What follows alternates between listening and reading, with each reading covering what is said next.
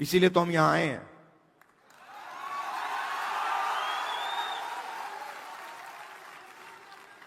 तो तकरीबन 90% दलित, आदिवासी, पिछड़े वर्ग के लोग माइनॉरिटी हैं। और अगर आप उन अफसरों की लिस्ट देखें तो 90 में से 3 ओबीसी वर्ग के हैं। आपकी आबादी 50%, 90 में से 3 आपके। और अगर हिंदुस्तान की सरकार 100 रुपए खर्च करती है बजट में, 100 रुपए बांटती है, तो ओबीसी अफसर 5 रुपए का निर्णय लेते हैं।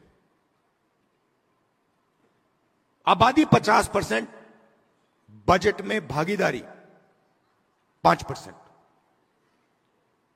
दलित 15%, उनके भी 3 अफसर 100 रुपए बंटते हैं, 1 रुपया उनका अफसर निर्णय लेता है, 1 रुपए का। आदिवासी 8%, 8% आबादी, 100 रुपए में से 10 पैसे की भागीदारी। तो अब आप सब मिला लो, सब मिलाकर 100 रुपए में से 6 रुपए 10 पैसे का निर्णय आप लोग लेते हो। माइनॉरिटी भी उसमें ही है, वो भी उसी में है। तो आपकी भागीदारी 6%, 7%, 8%, आपकी आबादी 90%। प्राइवेट सेक्टर में पूरा का पूरा धन 200 लोगों को जा रहा है, उसमें आपका 1 आदमी नहीं।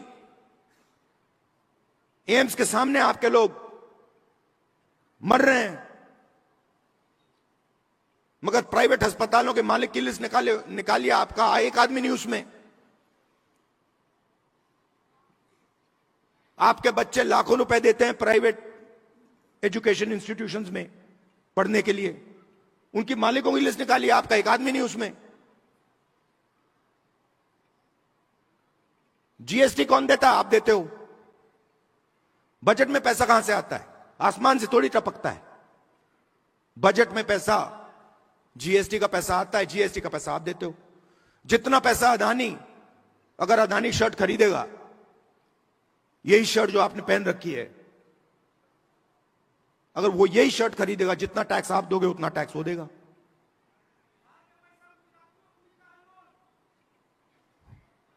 तो हो क्या रहा है? आप मेहनत कर रहे हो, आप जीएसटी दे रहे हो, आपके जेब में से पैसा निकलता है, महंगाई बढ़ती है, आपका पैसा कहां जाता है? प्राइवेट अस्पताल में जाता है, प्राइवेट यूनिवर्सिटियों में जाता है, सीधा ट्रांसफर हो रहा है। दलित, आदिवासी, पिछड़े वर्ग, माइनॉरिटीज, आपके जेब में से पैसा ट्रांसफर हो रहा है बस, और आप देखते रह रहे हो। यह प्रॉब्लम है। अब पहला कदम हमारे लिए क्या है, मैं आपको बता देता हूं। पहला कदम हमें यह पता लगाना है कि सच्ची स्थिति क्या है, सच्ची सिचुएशन क्या है। जाति जनगणना, और हम छोड़ने वाले नहीं है। और ये बिहार वाला जाति जनगणना नहीं, ये फेक जो जाति जनगणना इन्होंने किया है, लोगों को बेवकूफ बनाने वाला, ये नहीं।